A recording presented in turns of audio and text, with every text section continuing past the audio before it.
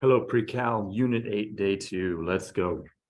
Given the graph f of x, answer the following questions. Is it continuous? For it to be a continuous graph, there must be no definitive stop. This is continuous. We can tell by looking at the arrows. So, yes. Our x-intercepts, looks like we have 1 at 3, 0. Absolute minimum. You know what? Let's do local first. Local minimum. We have a local minimum at what we're looking for is we're looking for valleys. If we're looking for a minimum, we're looking for valleys. And remember, we only need the y value. So we have a valley here. We have a valley there. The y value here is 1. Oops, not absolute. Local. And then we have another valley here. That's where y is 0. So those are our two local minimums. Now our absolute minimum is where is the absolute lowest this graph is going to go, and that would be here. So that would be when y is 0. Local maximum, we're now looking for peaks. We have a peak there. That is when y is 2. And then absolute maximum, well, we're going to continue going up forever. There's not going to be an absolute maximum here. There's no cap. So none. Increasing and decreasing intervals. So I'm going to take my pen here. I always start from the left portion of the graph and then just follow the graph. I'm decreasing. I am decreasing from negative infinity. Now we need the x value. I am decreasing from negative infinity to, what is that, -1?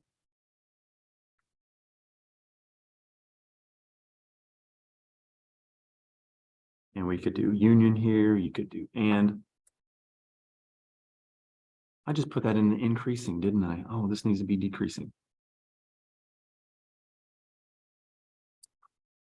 Decreasing from negative infinity to -1. Now from here to here, we're increasing. That looks like that is going to be from -1 to +1.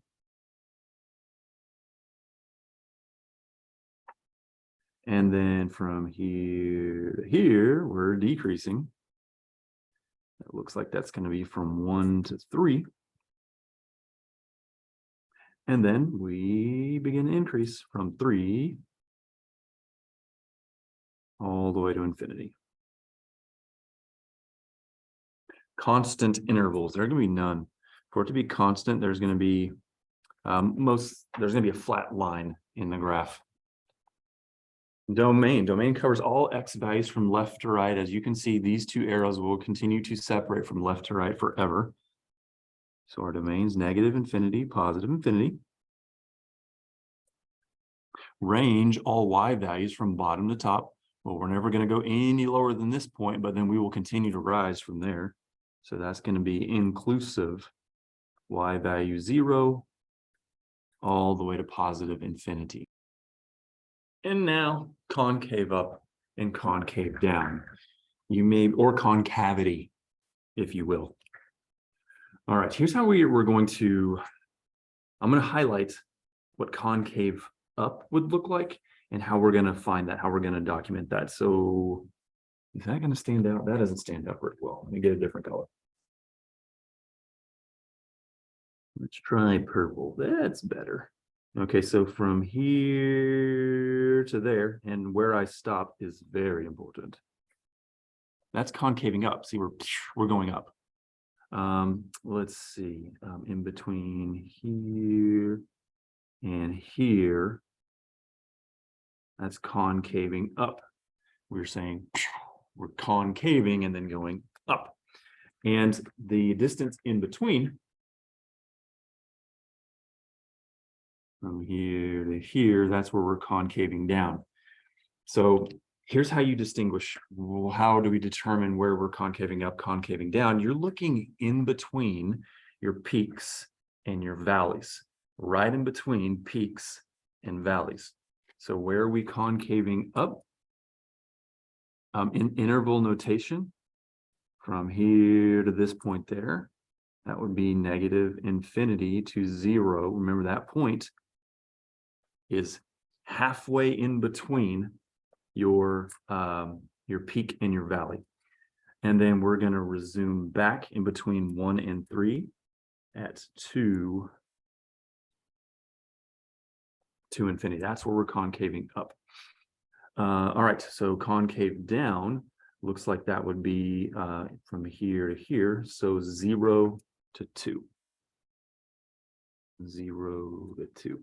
And to find those points, once again, just a reminder, you're looking for the halfway point, and you're just approximating, okay, the halfway point in between your peaks and valleys, and that's how you distinguish concave up and concave down. Find each of the following from the graph. Evaluating functions. F of -1, what that basically means is when x is -1, what is y? So on the x-axis, go to -1 and then run into your graph. Boom, right there, y is 1. When x is 3, what is y? So let's go to where x is 3 here. Let's run into our graph, which we are. And at that point, y is 0. Here, let's start with when x is -1, what is y? Here's where x is -1 is. Now let's run into the graph. Boom. Y at that point is 1. And we're going to add that to when x is 3 here. What is y? Well, we're running into our graph when x is 3 and y at that point is 0. And 1 plus 0 is 1. That's your answer there. When x is 1, what is y? Here's where x is 1. Let's run into the graph. Boom. Y at that point is 2. And we're going to multiply that by when x is -1, what is y? Here's where x is -1. Let's run into the graph. At that point, y is 1. 2 times 1 is 2. This portion right here, don't worry about it. We're not doing that. Piecewise function. What we're pretty much doing is we're taking different chunks of different functions and graphing them. And if we've done it correctly, it should pass the vertical line test. It should be a function. So let's start with this top one here. F of x or y is equal to -2x minus 4. Rather than just graphing -2x minus 4, here's what I would do. Here's our restrictions. -4 has to be included, and then we're going to work up to -1, but it can't include -1. Remember, that's what that parenthesis means, not including -1. Bracket means it is including -4. So what we could do, let me get a separate sheet of paper here because I like to write big.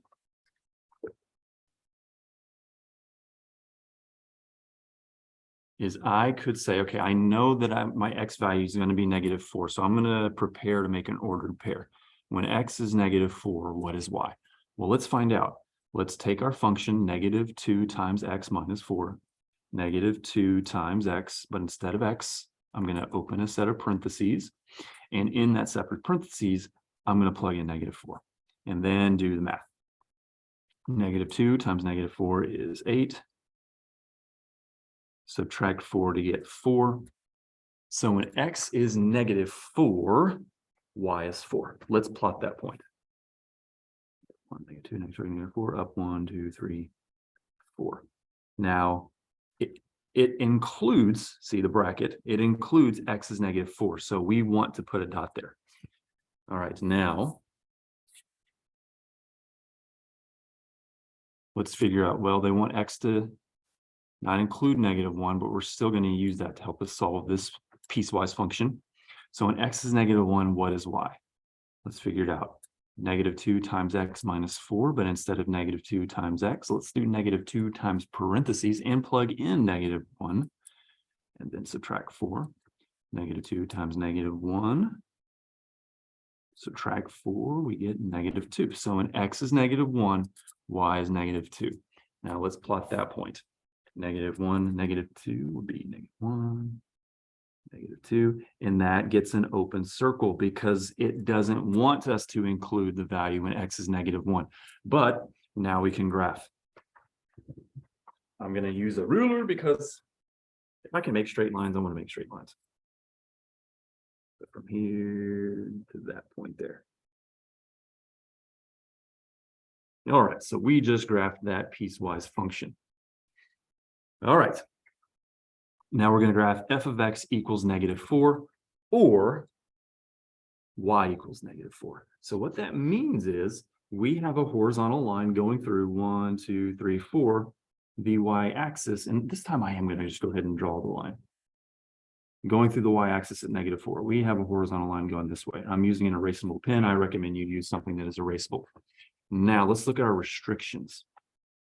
It can include -1, but it doesn't include +1. So here's where x is -1. It does include that point. It says that.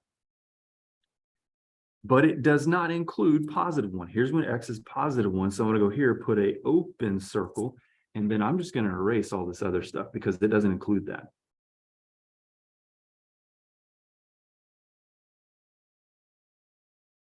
That's one way you could graph these. All right, and now let's graph f of x is equal to 3x minus 5. Notice they want x equals 1 to be included, and they want the inclusive 3 to be included also. I'm going to plug in these values. When x is 1, what is y? So we're going to substitute 1 for x here. 3 times 1 minus 5, 3 times 1 is 3. Subtract 5 to get -2. So when x is 1, y is -2. We can plot that point. When x is 1, y is -2.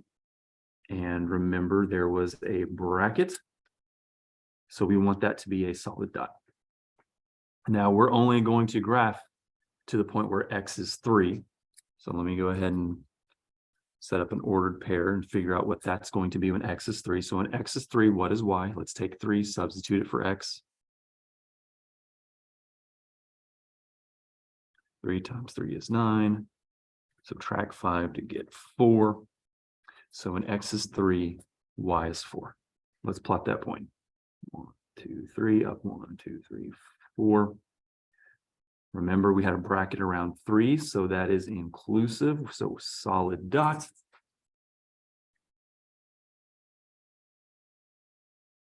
And we have now graphed our piecewise function, and this would pass the vertical line test. We're obviously passing the vertical line test here.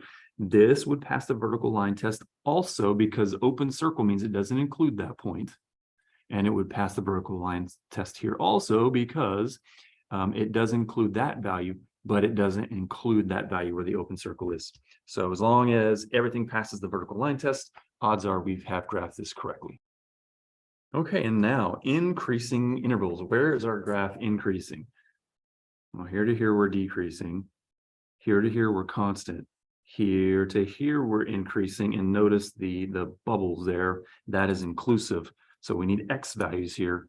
We are increasing from 1 to 3. We already mentioned that we are decreasing from here to here. Notice closed circle, inclusive, open circle, not inclusive.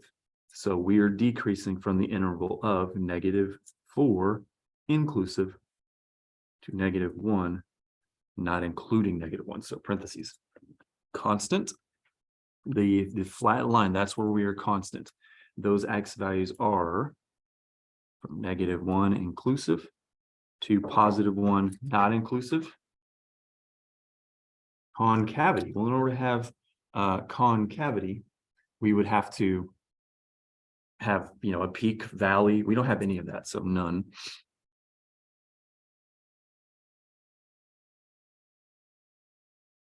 Goodness gracious. Okay. Domain. We have domain. We are covering x values from -4 to +3.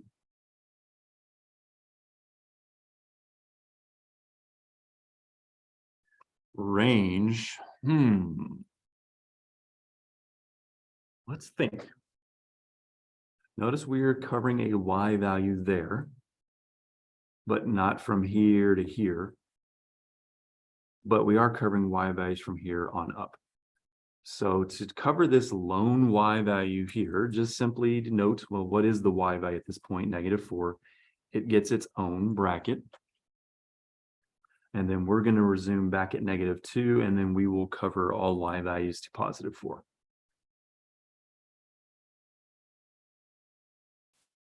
Continuity. Will this graph continue on forever? No.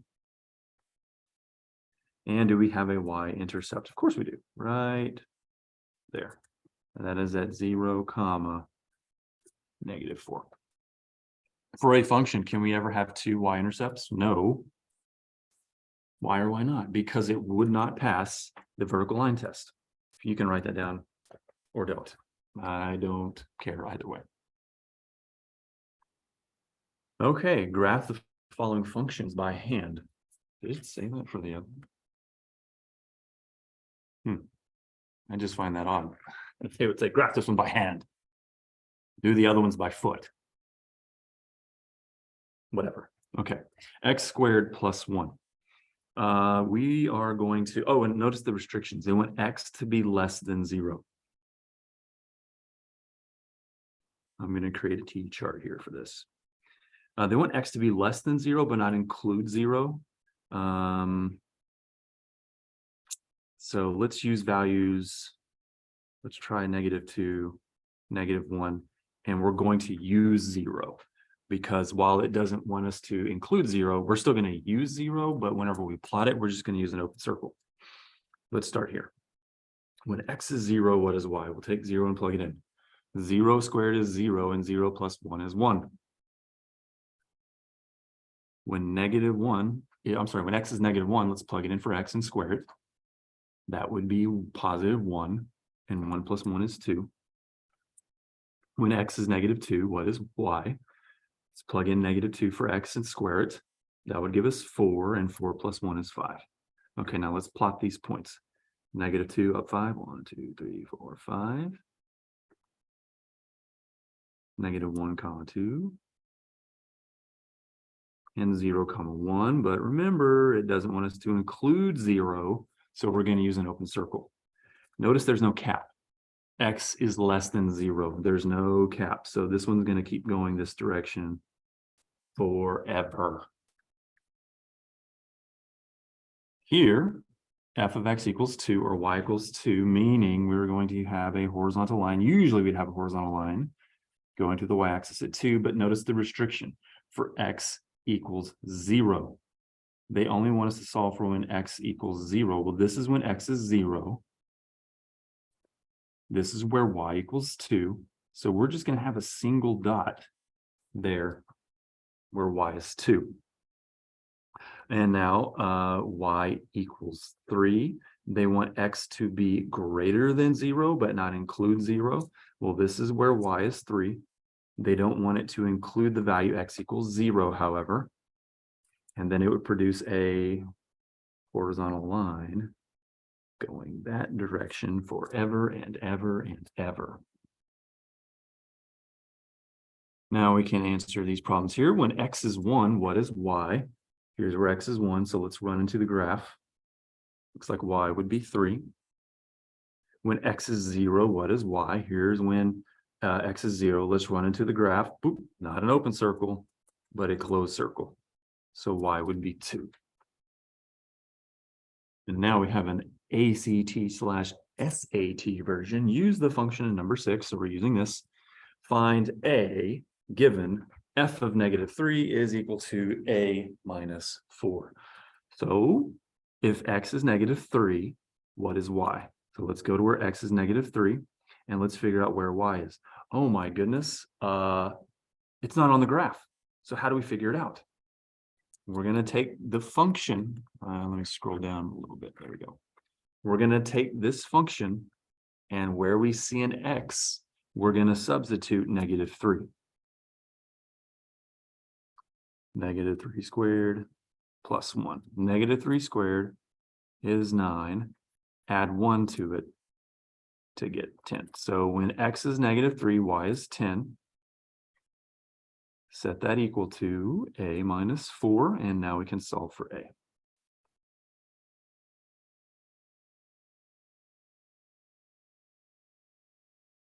Your answer would be 14. Number 7, evaluate the following function at the given values. Notice that we have two functions there. We have an f function. Here's the f function. And then we have the g function. So here's what we're going to do. To solve this one, f of -5. Locate the f function here. And everywhere you see an x, we're going to plug in a -5. And then solve. That's all you have to do. So in this equation here, and only this equation, by the way, don't worry about plugging in an x here. We're not going to plug in an x there, just here and here. So x squared, we're going to do -5 squared. Plus 3 minus 1 over -5. And then let's start doing our math. -5 squared is 25. Add 3. A negative times a negative is going to be a positive here. 25 plus 3 is, why did I write that weird? 28 plus 1/5. And if you just wanted to leave it as a mixed number, that's okay. And then now example B, G, find G of m minus 1. So we're going to locate the G function here, and everywhere we see an x, we're going to substitute m minus 1. So for that x there, we're going to substitute m minus 1. X squared, but we're really going to do m minus 1 squared, and then add 3. So for this one here, in order to simplify, we have a binomial that's being squared. So that really means we have 2 of them.